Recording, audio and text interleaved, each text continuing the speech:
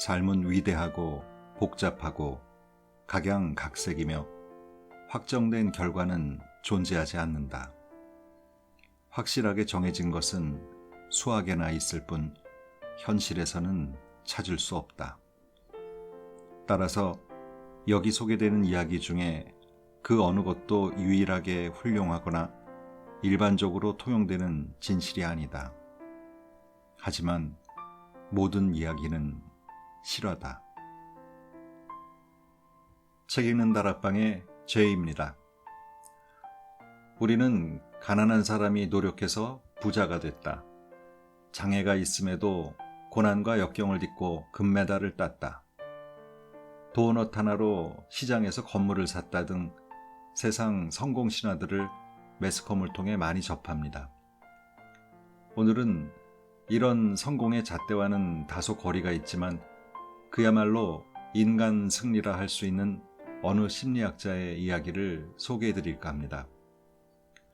여러분들 조현병이라는 병을 아시죠? 정신분열증이라 하기도 하고 그냥 일반적인 표현으로 정신병이라고 말하는 병입니다. 원인도 너무 다양하고 증상도 병의 경중도 환자마다 다 달라서 치료가 상당히 어렵고 완치 또한 어려울 수밖에 없습니다.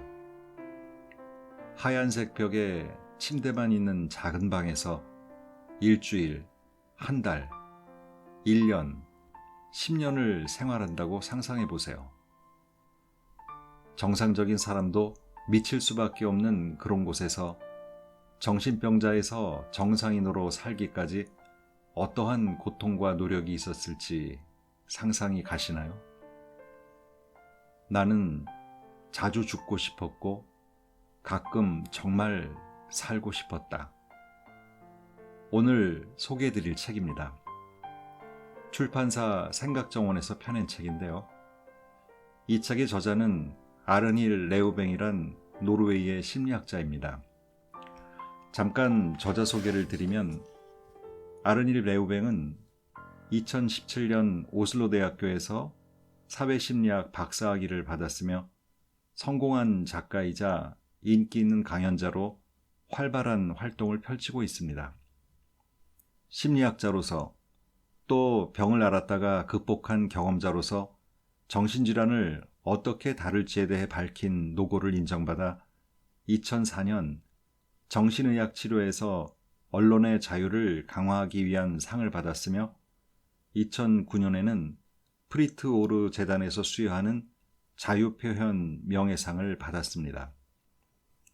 이 책 나는 자주 죽고 싶었고 가끔 정말 살고 싶었다는 미국, 독일, 프랑스를 비롯해 17개국에서 출간되어 10여 년간 전 세계 많은 독자들에게 강렬한 인상과 희망찬 용기를 전한 스테디셀러라고 합니다. 이 책은 1장 아주 자주 죽음에 대해 생각했다. 2장 그럼에도 정말 행복해지고 싶었다. 3장 삶을 포기하지만 않는다면 이렇게 3장으로 구성되어 있는데요. 그녀에게 병이 어떻게 찾아왔는지, 어떤 증상을 겪고 어떻게 이겨냈는지 본문의 내용을 발췌해서 소개해드리겠습니다. 완전히 혼자였다. 내 지각 능력이 변하기 시작한 것은 이전에 다니던 학교에서부터였다. 하지만 아주 천천히 조금씩 바뀌어갔기 때문에 처음에는 거의 눈치채지 못했다. 가끔 피곤하면 어떤 소리가 평소와는 다르게 들린다는 것을 느끼긴 했다. 무엇인지 모르게 이상했다. 소리는 가끔은 너무 컸고 가끔은 너무 작거나 그냥 이상하게 들렸다. 그런데 증세가 좀 더 심해졌다. 소리란 일반적으로 분명한 규칙 아래 놓여 있다. 큰 소리와 작은 소리가 있고 중요한 소리가 있는가 하면 그렇지 않은 소리도 있다. 하지만 이제 규칙이 완전히 사라졌다. 누군가와 함께 산책하면서 대화를 나누면 상대방의 말을 이해하기가 점점 어려워졌다. 내 신발이 아스팔트에 닿는 소리가 우리 목소리를 덮어버렸기 때문이다. 신발이 내는 소리가 너무나 크고 위협적으로 울려서 귀가 아플 정도였고, 가끔은 도대체 무슨 소리인지 분간이 안 될 때도 있었다. 정말 윙윙 울리는 소리만 들리는 건가? 아니면 누가 나에게 말을 하고 있는 건가? 이러다가 학교에서 선생님의 목소리도 사라지고 단어와 정보 또한 단순한 소음이나 톱날의 날카로운 소리 혹은 바람이 쉬쉬거리는 소리로 변할 것 같았다. 그러더니 보이는 것도 차츰 변하기 시작했다. 명암 대비가 더욱 뚜렷해져서 어떨 때는 너무나 섬뜩했다. 길을 걸어가면 주변의 집들이 갑자기 위협적으로 커지면서 금방이라도 내 위로 무너질까봐 무서웠다. 익숙했던 원근법과 공간에 대한 법칙이 무너져서 마치 피카소나 살바도르 달리가 그린 초현실적인 그림 속을 걷는 기분이었다. 이런 모든 일을 받아들이기가 너무 힘들고 혼란스러웠다. 한 번은 일하러 가던 중 길을 건널 엄두가 나지 않아 30분 동안 가만히 서 있었던 적도 있다. 자동차와의 거리를 가늠하는 일도 어려웠고, 보도블록 끝에서 내려다본 아래는 나를 죽음의 나락으로 빠뜨릴 깊은 구덩이 같았다. 두려움과 절망이 커져갔지만 결국 그냥 발을 내디는 것 외에는 다른 방도가 없었다. 길을 건너다 죽으면 적어도 모든 것이 지나갈 테지 라는 생각이 들었다. 하지만 다행히 죽지 않았다. 나는 길 건너는 일을 성공적으로 해내고 아르바이트를 하러 갔다. 극장에 도착해서는 버스가 늦게 왔다고 둘러댔다. 그때 처음으로 지각한 거라서 아무 문제는 없었지만 거짓말을 했다는 사실에 죄책감이 들었다. 하지만 달리 뭐라고 해야 했을까? 보도블록에서 떨어져 죽을까봐 무서웠다고? 이렇게 말했다면 아마 모두 나를 미쳤다고 했을 것이다. 나를 둘러싼 세상이 점점 혼란스러워지는 동안에도 내 안에 있는 무엇인가는 지금 일어나는 일을 전부 기록하며 어떤 것이 완전히 잘못되어 가고 있다는 사실을 알아챘다. 내 안에 어딘가에서는 보도블록이 차도에서 20m가 아니라 겨우 20cm밖에 높지 않다는 것과 발을 아래로 내딛는다고 해도 죽지 않는다는 사실을 알고 있었다. 하지만 나를 둘러싼 세계는 그렇게 보이지 않았다. 내 안의 목소리가 뭔가를 말하면 또 다른 목소리가 완전히 다른 말을 해서 사물을 이해하고 정돈하는 일이 점점 더 힘들어졌다. 안개와 용, 피와 철.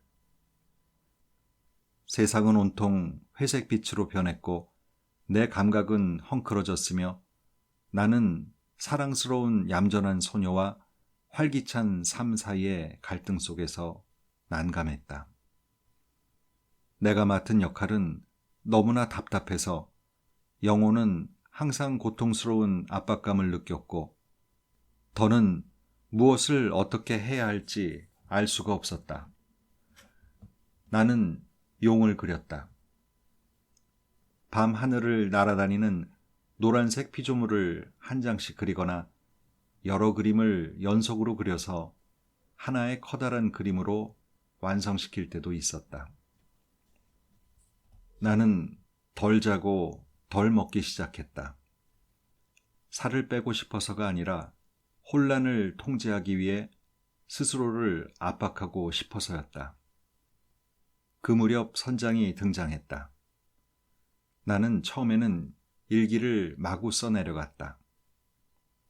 그러다 갑자기 생각했던 것과 다르게 문장이 끝난 것이 눈에 들어왔다.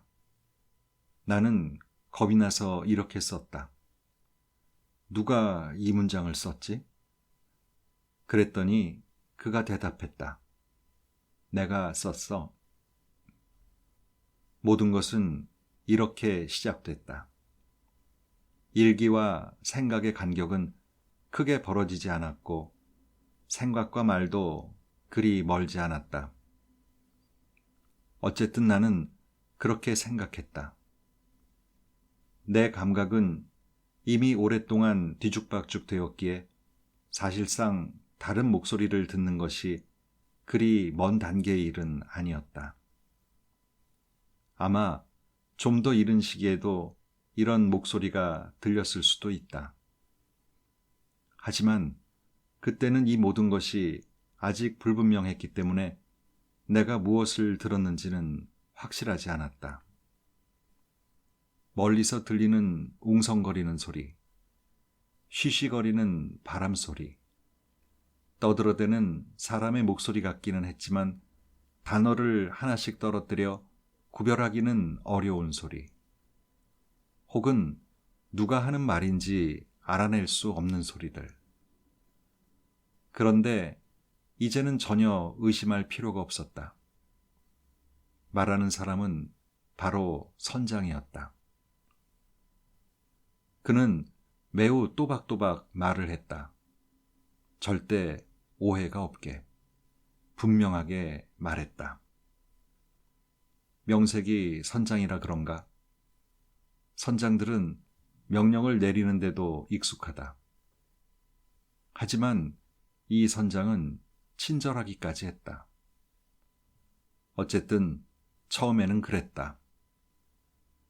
그는 나를 돌봐주겠다고 상냥하게 약속하고는 자기가 다 알아서 하겠다면서 다른 사람이 어떻게 생각하는지에 대해서는 아예 신경 쓰지 말라고 했다.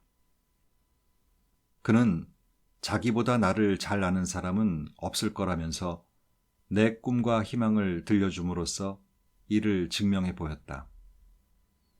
증명할 수 있는 게 당연했다. 결국 선장은 나 자신이었으니까. 말로 표현할 수 없을 만큼 거대한 공허감.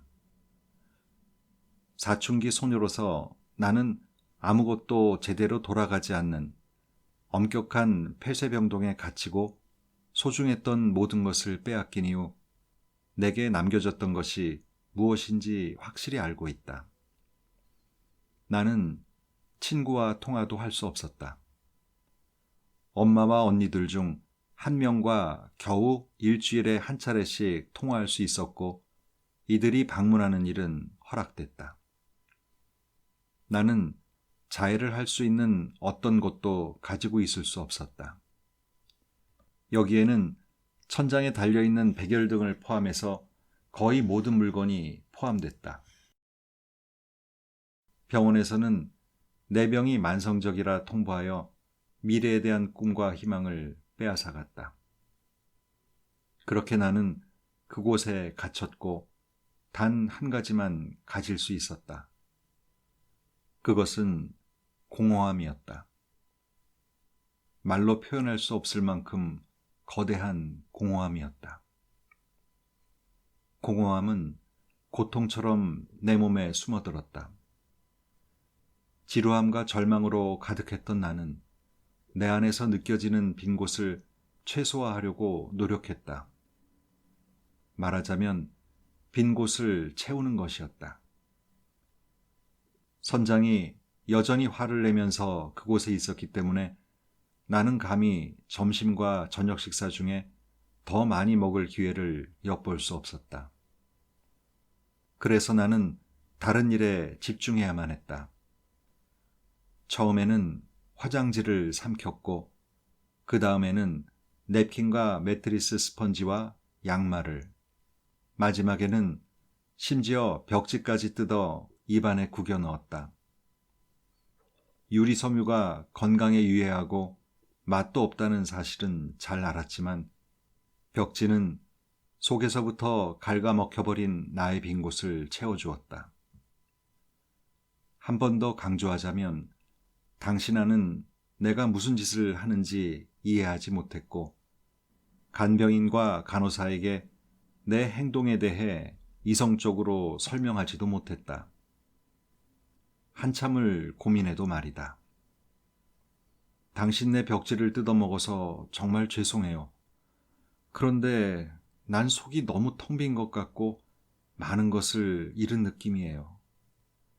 내 삶에 다시 더 많은 의미를 부여하기 위해 함께 노력하면 안 될까요?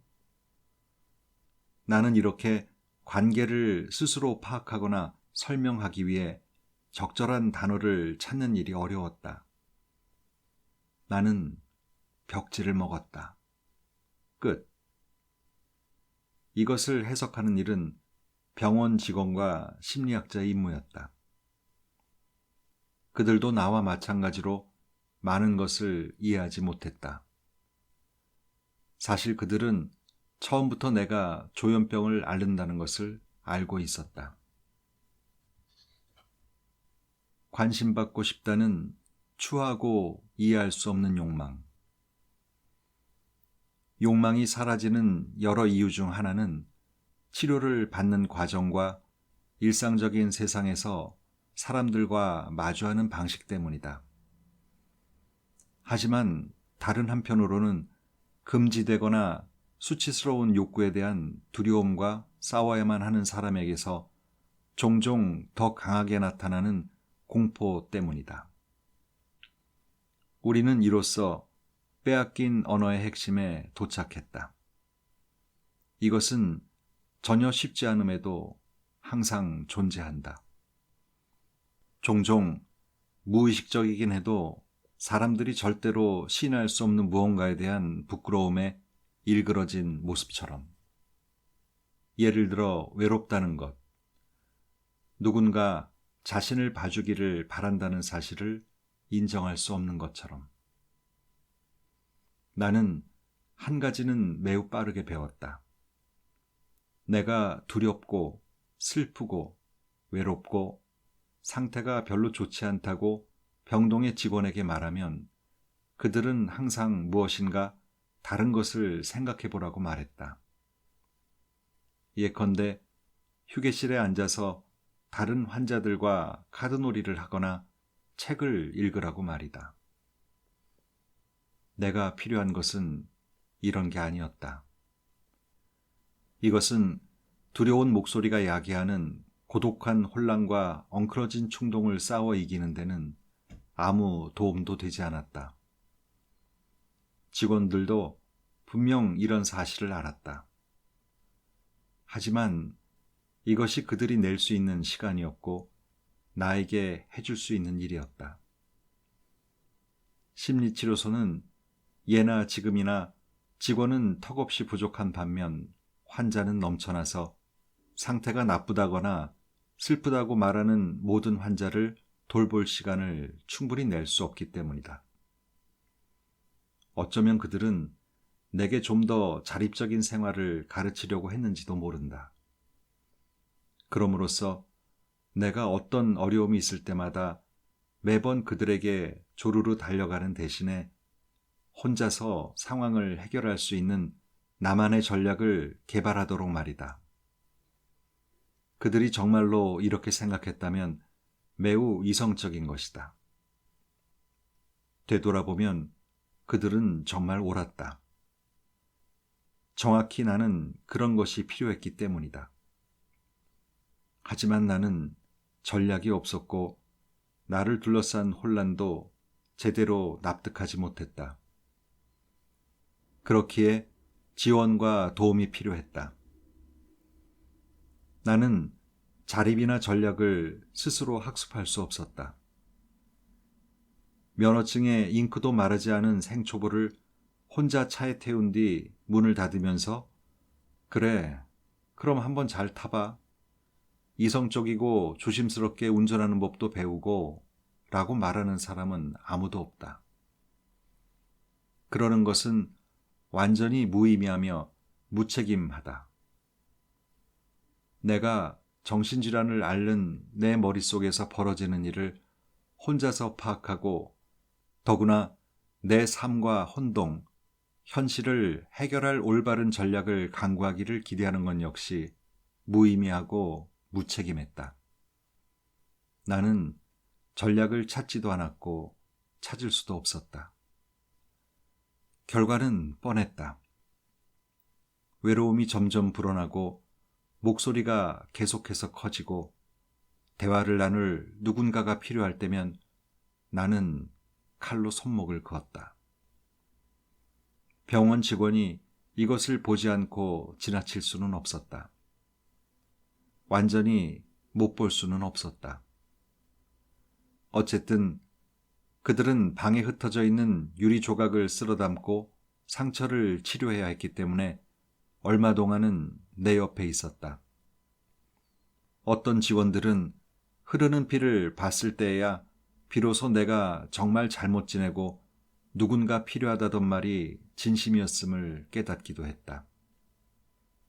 그나저나 내가 스스로 상처를 내면 이것은 자주, 정말 자주 잘 먹혀들었다.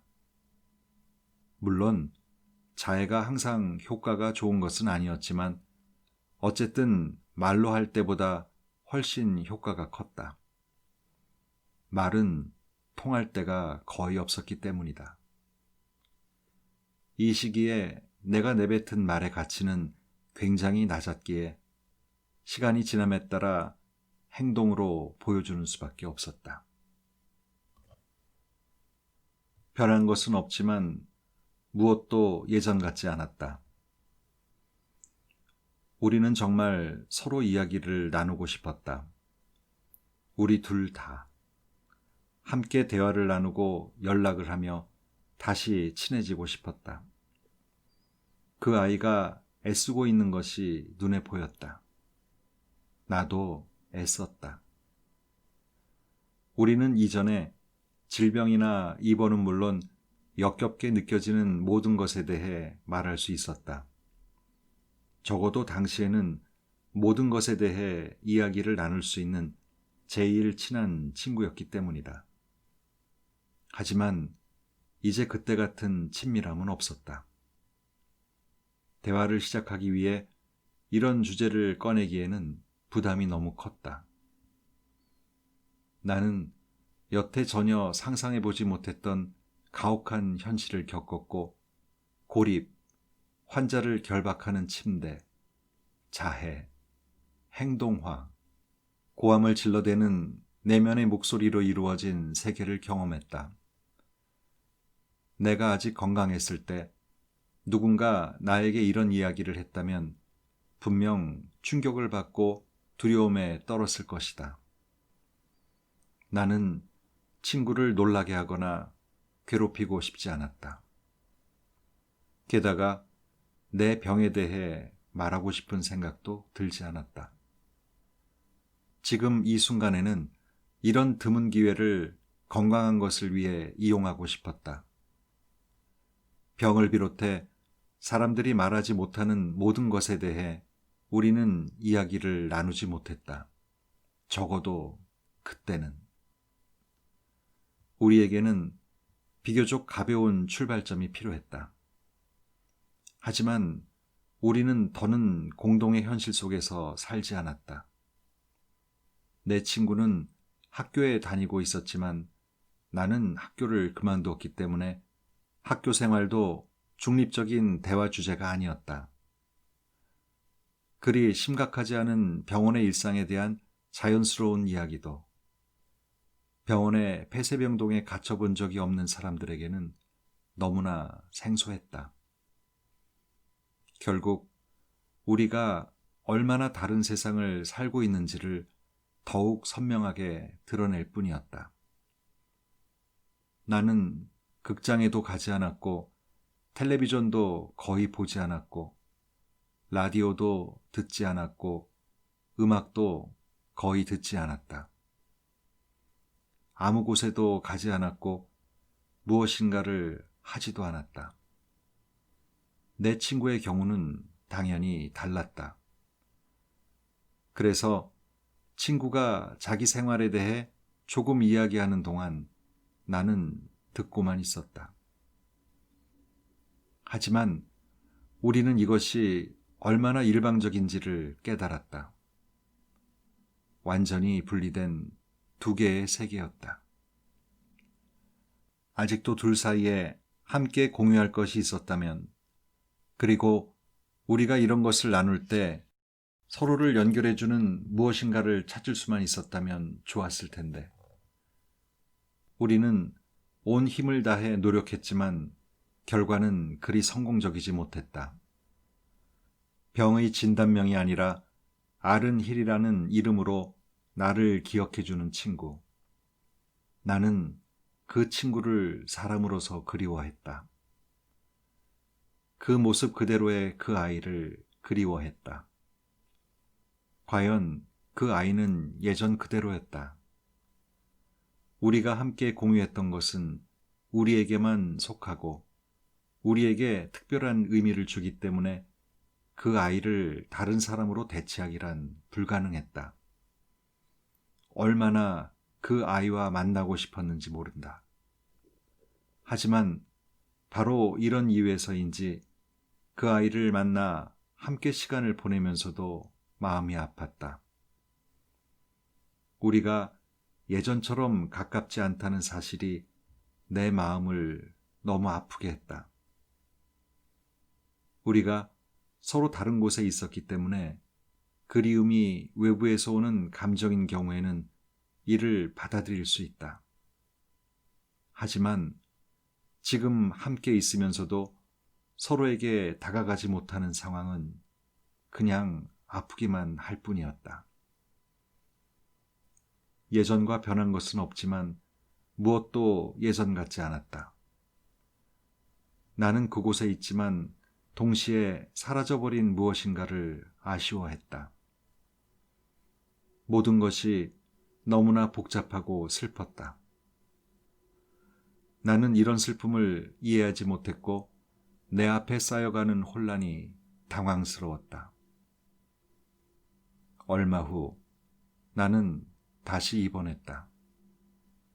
이 시기에 그 친구는 물론 누구도 만나서는 안 되었기 때문에 다시 친구를 그리워하고 슬퍼할 수 있었다. 강요와 존중, 그리고 자유. 어떻게 강요와 존중, 보살핌과 물리적인 힘을 조합시킬 수 있을까? 나는 관련된 사람의 이야기에 귀를 기울여야 한다고 생각한다. 내 상태가 굉장히 좋지 않고 중요한 일에 거의 책임을 지지 못했음에도 어느 정도는 협력할 수 있었다. 내가 정신 이상 증상으로 교통이 혼잡한 교차로에 웅크리고 있을 때조차 친절한 명령은 따를 수 있었다. 일어나, 우리랑 자동차로 가자. 모든 게 괜찮아질 거야. 무서워하지 마. 자동차에 타. 큰 차이가 없다고 말할 수도 있겠지만 이런 경우 나에게 자동차로 갈 것을 친절하게 지시하는 일과 나를 억지로 끌고 가는 일은 굉장히 다르다. 이것은 매우 크거나 매우 작은 물리적 힘 사이의 차이였다.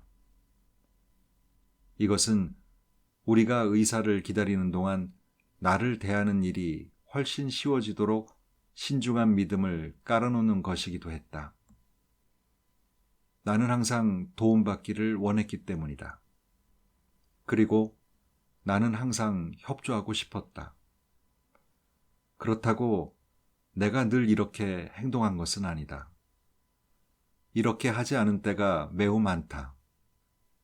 가끔은 화가 나서, 가끔은 무서워서, 또 가끔은 이해하지 못해서. 정신 이상이 되면 세상을 이해하는 일이 쉽지 않다. 우리가 신뢰하던 일반적인 고정점 가운데 많은 것이 사라진다. 많은 것이 더 이상 기능을 하지 않고 자신의 눈과 귀를 더 이상 믿지 못하고 규칙은 더 이상 의미를 갖지 않는다.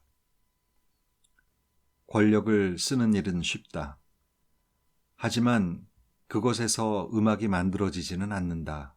라던 안드레 비에르케의 말이 맞았다. 나에게 강요를 했던 사람들의 방식이 옳았다면 그들에게 협조했을지도 모르겠다. 강요는 본인에게도 영향을 미치기 때문이다. 심사숙고해서 내놓은 강제 조치, 심혈을 기울인 최고의 신중함에 협조하고 이해하고 존중하려는 끊임없는 노력은 자존감을 확실히 덜 떨어뜨리고 더 많은 희망과 존엄함을 준다. 그리고 나는 모든 것이 무너졌을 때 내가 여전히 나 자신에게 희망을 걸고 경의를 갖춘다면 나를 대하는 일도 더욱 쉬웠다는 것을 알고 있다. 제니스 조플린의 노래 가사에 자유는 잃을 것이 아무것도 남지 않았다는 말일 뿐이다 라는 대목이 있다. 모든 것을 빼앗겨서 명예, 자존심, 건강, 직업, 친구, 미래 등 더 이상 잃을 것이 없으면 당신은 완전히 자유다. 하지만 끔찍할 정도로 위험하다. 당신을 잡아줄 것이 아무것도 없기 때문이다. 강요는 필요할 수도 있다. 만약 정신병원에서 치료 과정에 강요를 쓰지 않았더라면 나는 아마 오늘날 살아있지 못했을 수도 있다. 하지만 굴욕과 폭력은 불필요하다. 나는 사람을 등으로 맺히는 방법을 터득한 사람에게 내동댕이 쳐진 적이 있다. 기분이 좋지는 않았지만 전혀 아프지 않았다.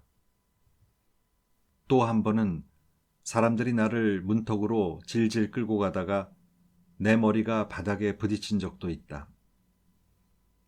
누군가 나를 한쪽 무릎으로 시멘트 바닥에 누른 채로 내 얼굴을 쿠션에 박아서 더 이상 숨을 쉴 수도 저항할 수도 없었다. 정말 아팠다. 나는 아직도 가끔씩 이때 받은 고통으로 잠을 이루지 못하고 악몽을 꾼다. 또 지금도 경찰을 만날 일이 있으면 괜히 손목이 아파온다. 어떨 때는 내 일 때문에 만날 뿐이고 경찰과 문제가 있는 것도 아니지만 여전히 수갑이 채워졌던 것을 느낀다. 존중과 보살핌이 없는 강요는 지속적으로 큰 피해를 남길 수 있다는 사실을 안다. 내가 경험해봤고 오늘날까지도 여전히 그 영향을 느끼기 때문이다.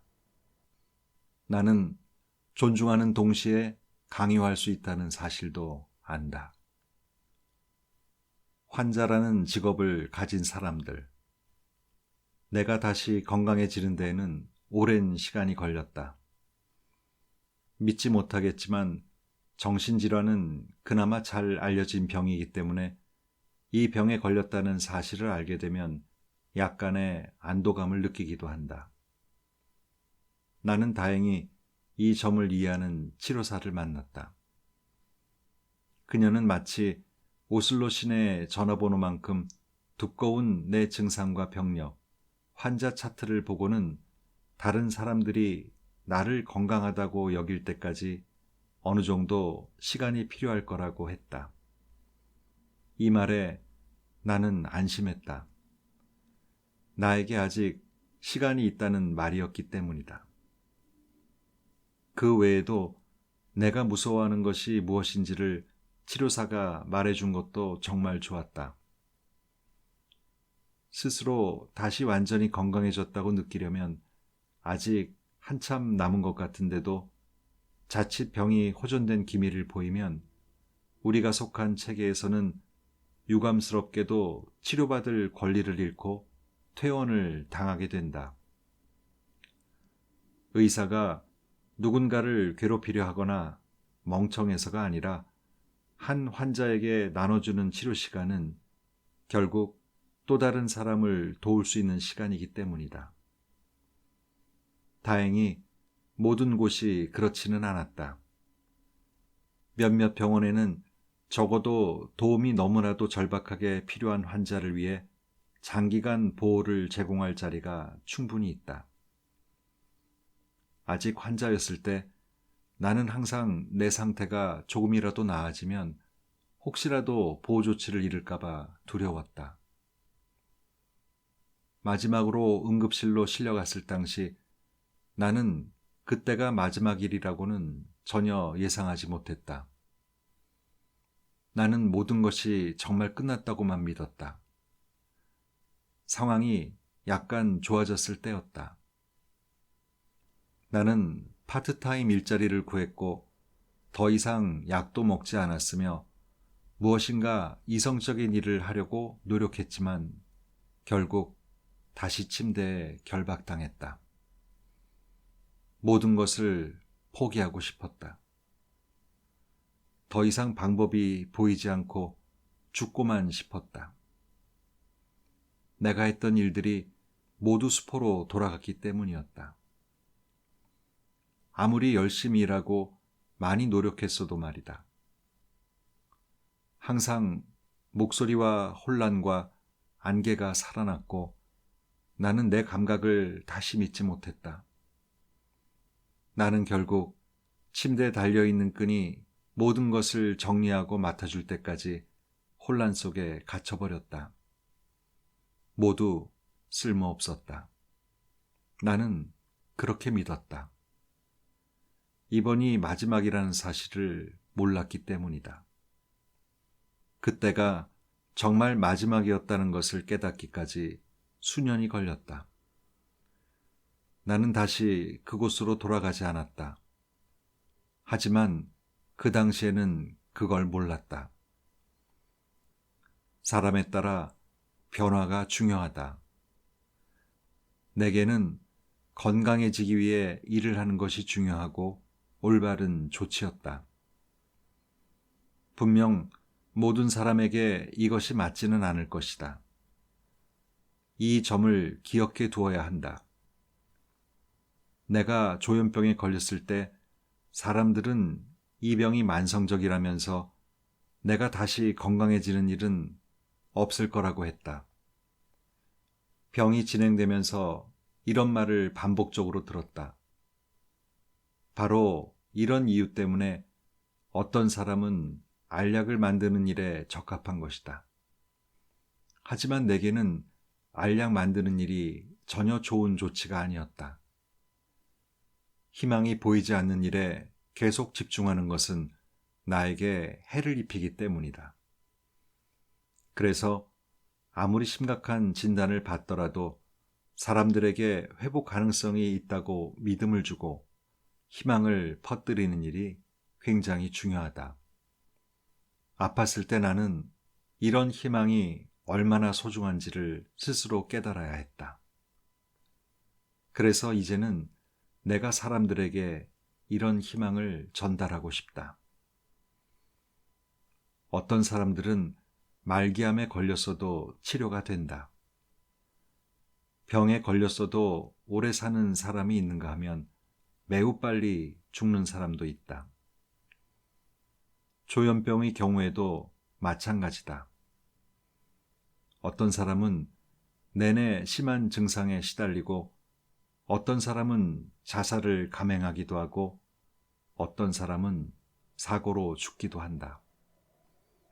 반면 어떤 사람들은 굉장히 오랜 시간 병을 잘 다스리며 살아가기도 하고 놀랍게도 다시 건강해지기도 한다.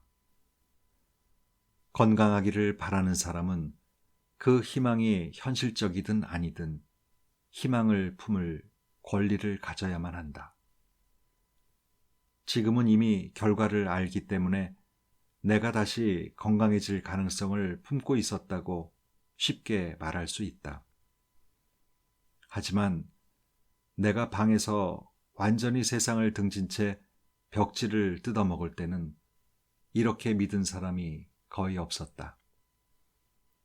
현실적인 계획에는 희망이 필요 없다. 그것은 현실주의에서 기인한다. 하지만 모든 것이 까맣고 가망이 없어 보일 때는 희망이 필요하다. 실현되는 꿈도 있고 실현되지 않는 꿈도 있다. 내가 아직 어린 사춘기 소녀이고 학교에 다닐 무렵에는 심리학자가 되고 싶었다. 노벨상도 타고 오페라 극장에서 발레도 추고 싶었다. 현재의 나는 발레리나도 되지 못했고 노벨상을 탈 생각은 아예 못한다. 하지만 나는 심리학자가 되어 만족스럽게 살고 있다. 잘 살기 위해 반드시 모든 꿈을 이룰 필요는 없다. 하지만 꿈을 꿀 권리는 주어져야 한다. 터널 끝에 빛이 있다는 진부한 말. 연못의 다른 오리에게 따돌림을 당하지만 나중에 품위 있는 백조로 자라는 오리에 대한 한스 크리스티안 안데르센의 미운 오리 새끼는 종종 내용이 축약되어 소개될 때가 많다. 어린 시절 우리 집에 있던 안데르센의 동화책에는 길고 혹독한 겨울이 왔습니다. 오리들은 어려운 시기를 견뎌야 합니다. 라고 쓰여 있었다.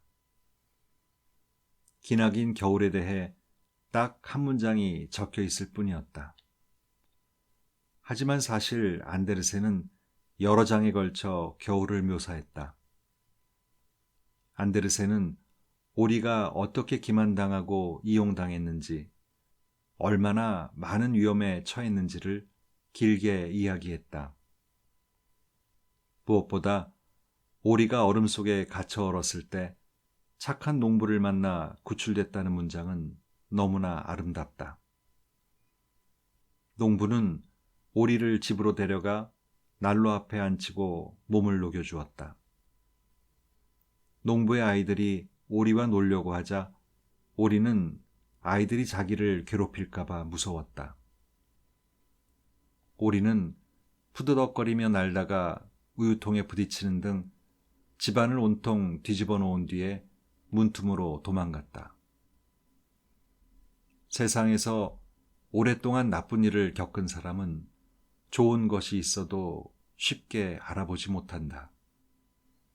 또한 정말 오랫동안 아무도 자신을 믿어주지 않았다면 자신조차 스스로를 믿는 것이 힘들어진다. 마침내 봄이 다시 찾아오자 오리는 위풍당당한 백조 3마리가 헤엄치고 있는 작은 호수를 찾았다. 오리는 그들에게 감탄하고 말았다. 하지만 곧이어 백조들이 자기를 무시하거나 심지어 죽일 수도 있다고 생각했다. 그럼에도 오리는 자기가 겪어온 겨울을 한 번 더 견디느니 차라리 이렇게 아름다운 새들한테 죽임을 당하는 편이 낫다고 생각했다. 오리는 백조들이 자기를 인정할 거라고 믿어서가 아니라 그들이 자기를 죽여줄 거라고 기대하면서 백조들에게 헤엄쳐 다가간다. 현실에서는 이런 것을 자살 시도라고 말할 것이다. 하지만 백조들이 오리를 죽이지 않았기 때문에 오리의 계획은 무산된다. 백조들이 자기를 공격하고 업신여기기를 기다리면서 오리는 수치심과 두려움에 떨며 고개를 숙이고 물에 비친 자기의 모습을 본다. 백조들은 오리를 죽이지 않고 자신들 무리에 끼워주었다. 그제야 오리는 스스로를 보고는 자신이 미운 오리 새끼에서 백조가 된 사실을 깨달았다. 그렇다. 세상이 슬프기만 하고 오랫동안 절망 속에서 살다 보면 다시 세상에 발을 들여놓고 스스로에 대한, 세상에 대한, 그리고 사람들에 대한 모든 기대를 뒤집어 버리는 일은 큰 변화다. 이런 것은 사람들을 많이 혼란스럽게 할 수 있다. 터널 끝에 항상 빛이 존재한다는 말은 너무 진부하다. 나는 지금은 깜깜하게 보이더라도 저 멀리 빛이 있다는 말을 자주 들었다. 운전을 할 때 나는 눈부심의 위험에 대해 말하는 사람은 한 번도 본 적이 없다. 어두운 곳에서 갑자기 밝은 햇빛 속으로 나오면 눈이 부시기 때문에 터널 출구가 사고 다발 지역이라는 사실은 잘 알려져 있다. 물론 햇빛이 있는 곳에서 운전하는 일이 더 어렵다는 의미가 아니다. 나는 갑작스러운 변화가 충격이 될 수 있다는 말을 하고 싶은 것이다. 우리는 쉽게 타인에게 혹은 자신에게 미쳤다라는 표현을 자주 합니다. 이 책을 접하고 조현병이 어떤 병인지를 아시게 된 분들은 아마 앞으로 이런 표현 아무렇게나 쓰면 안 되겠다는 마음이 생겼을지도 모르겠네요. 오늘도 좋은 하루 되세요.